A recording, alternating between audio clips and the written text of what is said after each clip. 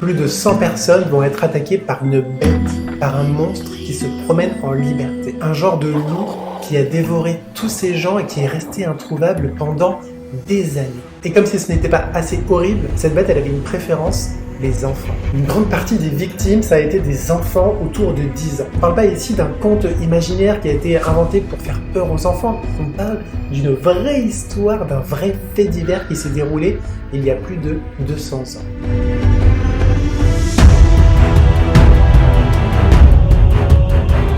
On va parler de cryptozoologie. Un cryptide, c'est un animal ou une plante dont on suppose l'existence. Exemple, le loup-garou, les vampires, les sirènes. Bah écoutez, je découvre le terme cryptozoologie. J'en avais jamais entendu parler. Merci le grand JD. D'après Wikipédia, la cryptozoologie, ça désigne la recherche des animaux dont l'existence ne peut pas être prouvée de manière irréfutable. Ça, c'est un sujet qui m'a toujours intéressé. Alors, j'ai jamais pu mettre de mots sur ce sujet. Je savais pas que ça s'appelait la cryptozoologie. Mais voilà, l'étude des animaux imaginaires ou plus ou moins imaginaires, je trouve ça passionnant. Et c'est pour ça qu'aujourd'hui, je vais vous parler de la bête du Gévaudan. Ça, c'est typiquement le genre d'histoire que tout le monde connaît. On connaît de façon vague, on sait à peu près que c'est l'histoire d'un monstre qui a attaqué des gens, mais c'est rare que les gens connaissent vraiment les détails de l'histoire, qu'est-ce qui s'est passé vraiment. Et c'est pour ça que c'est le genre d'histoire qui est très intéressante que je cherche pour cette chaîne, parce que vous connaissez vaguement, et grâce à cette vidéo, vous allez connaître tous les détails mystérieux et sordides de cette histoire incroyable. On est en plein dans la cryptozoologie puisque la bête du Gévaudan, comme on va le voir dans l'histoire, c'est une bête dont on n'est pas vraiment sûr qu'elle a existé. Est-ce que c'est un loup? Est-ce que c'est un ours? Ou est-ce que c'est un animal imaginaire? Ou est-ce que c'est un homme? On ne sait pas du tout. Là, on est vraiment dans la recherche d'un animal dont on ne sait pas vraiment s'il a existé ou pas. Dans la cryptozoologie, on peut avoir les dragons, on peut avoir les licornes, on peut avoir le yéti, il y a plein d'animaux. Et cette bête du Gévaudan, on est en plein dedans. Et je pense que c'est la bête la plus connue dans ce style-là, mais c'est pas du tout l'unique bête. Il y a plein d'autres bêtes. Il y a la bête d'Évreux, la bête de Brive, la bête du Vivarais. En fait, c'est vraiment... il y a plein d'histoires dans ce genre-là. Mais vous allez voir que la bête du Gévaudan, elle a particulièrement marqué les esprits pour différentes raisons qu'on va détailler ensemble. Laissez-vous transporter dans cette histoire mystérieuse et sordide.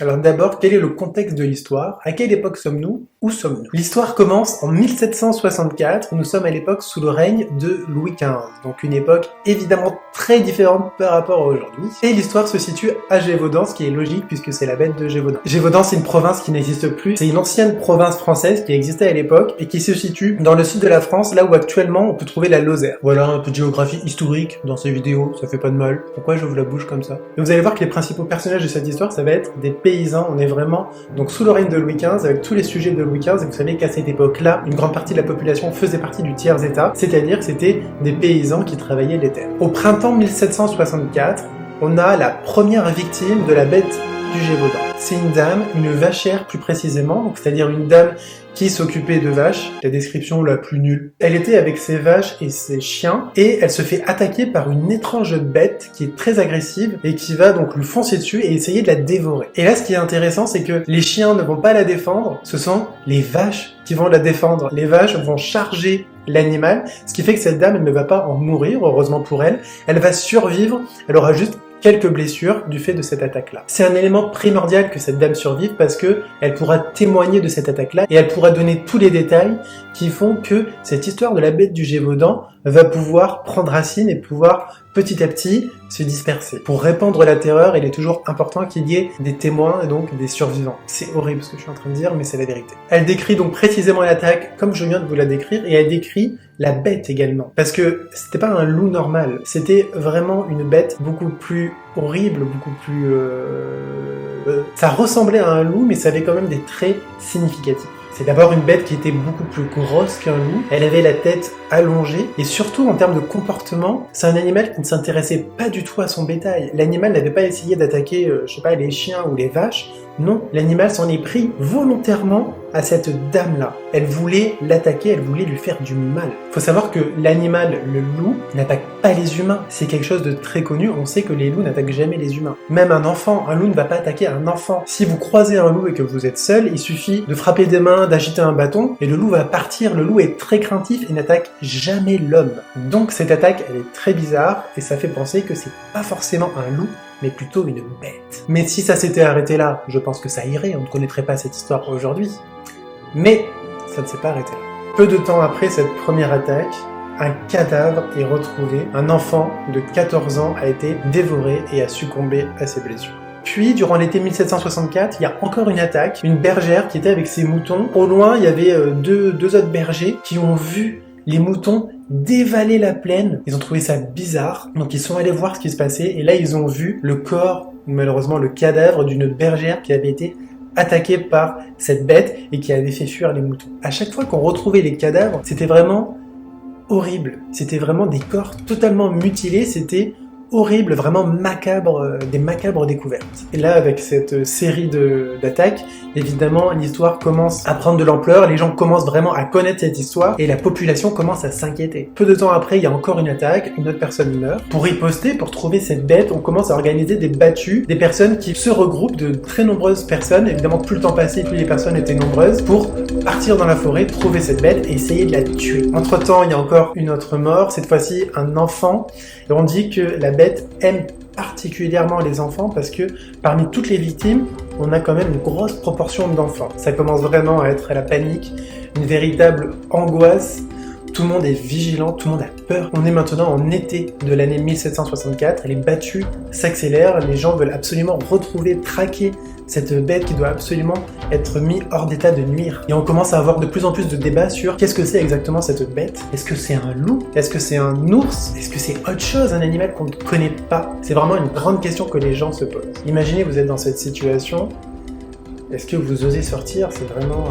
c'est compliqué, hein. Et aujourd'hui, ce serait encore pire avec les chaînes d'information en continu, avec les réseaux sociaux. Je pense qu'il y aurait une panique vraiment générale. Sauf qu'à l'époque, c'était évidemment un contexte très différent. C'était énormément basé sur le bouche à oreille. Les paysans avaient besoin de sortir. Les gens pouvaient pas juste rester se calfeutrer chez eux. C'était quand même compliqué. On peut comprendre très facilement que cette histoire avait vraiment terrorisé toute la population. On a ensuite le témoignage de deux bergers qui voient leur chien courir d'un coup. Et là, ils pensent que c'est probablement la bête, donc ils décident de sortir de chez eux, armés de leurs fusils évidemment, et d'aller suivre la bête pour essayer de la tuer. Ils arrivent à tuer cet animal qui était un loup, et là évidemment ils l'annoncent à toute la population locale, ils sont très heureux d'avoir enfin probablement tué cette bête pour que cette série d'attaques s'arrête. Mais quelques jours plus tard, une fillette est retrouvée égorgée.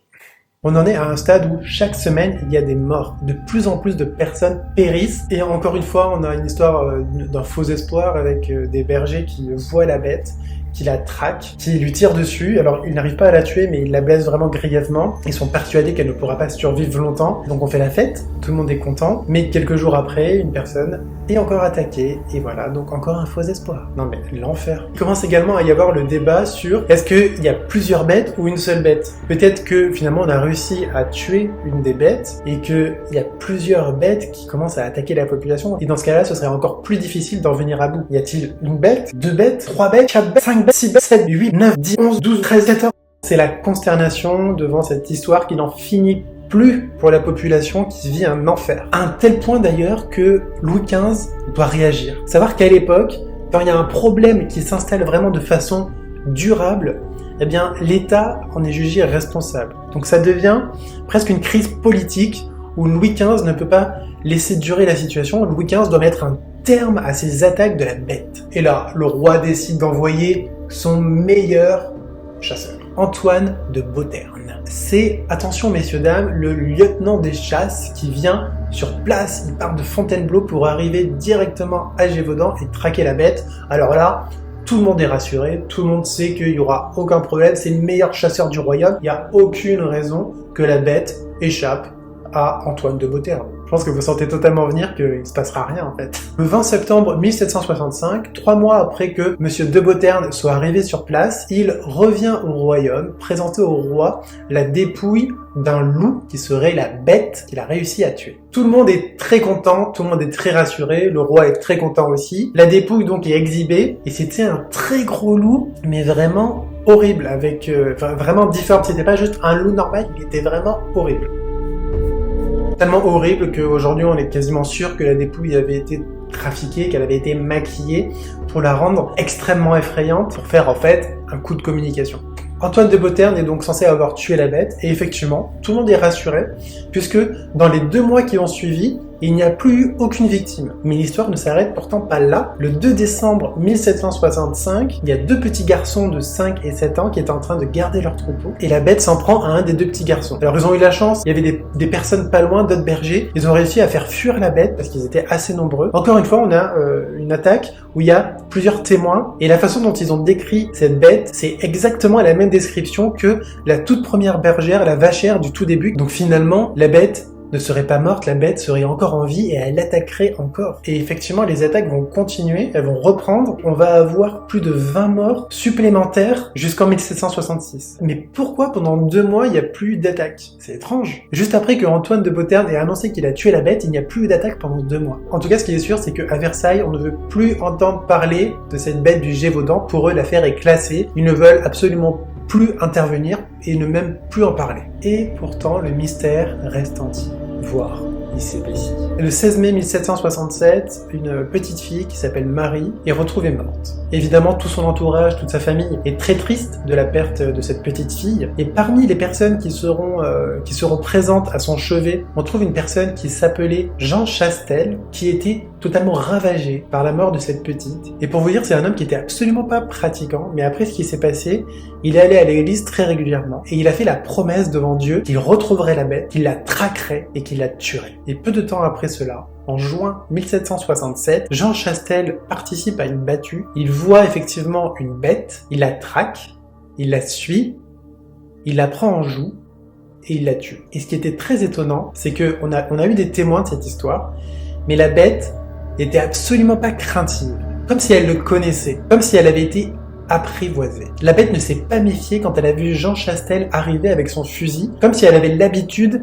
d'être avec lui. Et après qu'il ait tué cette bête, il n'y a plus jamais eu de mort. C'était vraiment la fin des attaques de la bête du Gévaudan. Est-ce que cette bête n'aurait pas été apprivoisée par Jean Chastel? Est-ce qu'il n'aurait pas lui-même commandité ses meurtres? Est-ce qu'il n'aurait pas dressé cette bête pour la faire attaquer toutes ces personnes?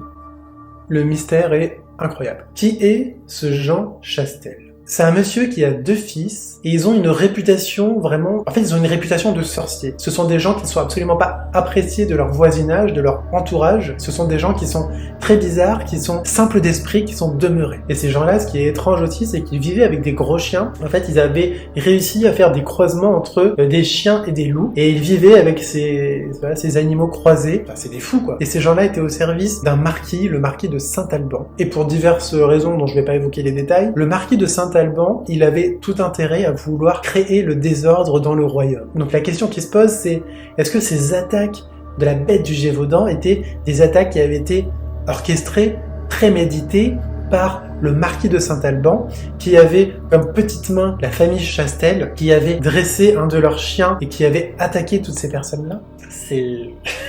Comme je vous l'ai dit, les loups, naturellement, n'attaquent absolument pas les hommes. Donc, la thèse du « c'est un chien ou un croisement entre un chien et un loup qui a été dressé pour attaquer spécifiquement les hommes », finalement, c'est assez crédible. Et surtout, les mises en scène qui étaient faites lorsqu'on retrouvait les victimes étaient absolument effroyables et ça pouvait pas être juste la mise en scène d'animaux. On retrouvait vraiment des mises en scène horribles avec des têtes décapitées. À quel moment une bête va décapiter de façon très nette quelqu'un? C'est impossible. Un animal ne peut pas faire ça. Ça laisse vraiment penser qu'il y avait une personne qui accompagnait la bête et qui tuait malheureusement ces pauvres victimes. Donc cette histoire, ce serait finalement des histoires de crimes sadiques, l'œuvre d'un fou, potentiellement accompagné d'une volonté politique de nuire à Louis XV, de créer du désordre dans le royaume. D'ailleurs, il se dit que la bête était un des chiens, mais qui était déguisé, ils avaient mis par-dessus le chien une cuirasse, potentiellement en peau de sanglier, un peu comme à l'époque de l'Antiquité, les chiens de guerre. Ce qui donnait vraiment cet aspect effrayant à cette bête et qui fait que les gens ne la décrivaient pas comme un chien, ne la décrivaient pas comme un loup,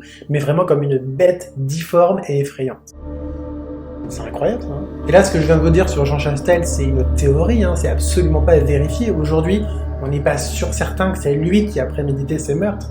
Peut-être qu'il s'agissait véritablement d'une bête qu'on n'a jamais retrouvée, qui a peut-être été tuée ou peut-être qui a cessé d'attaquer à un moment donné pour une raison qu'on ignore. Et d'ailleurs, beaucoup d'historiens pensent que cette théorie de Jean Chastel est totalement farfelue, qu'elle a été totalement inventée. Donc, comme bien souvent, c'est à vous de vous faire votre propre avis sur la question. J'espère que cette vidéo sur la bête du Gévaudan vous a plu. En tout cas, moi j'ai pris beaucoup de plaisir à la faire. Merci beaucoup d'avoir regardé cette vidéo jusqu'au bout. N'hésitez surtout pas à laisser un j'aime sur la vidéo, à laisser un commentaire pour me donner votre avis sur la question et à partager la chaîne. Si vous appréciez ma chaîne, surtout n'hésitez pas à en parler autour de vous, à la partager, c'est quelque chose qui m'aidera beaucoup à grandir petit à petit dans l'avenir. Et je vous dis à bientôt pour une prochaine vidéo.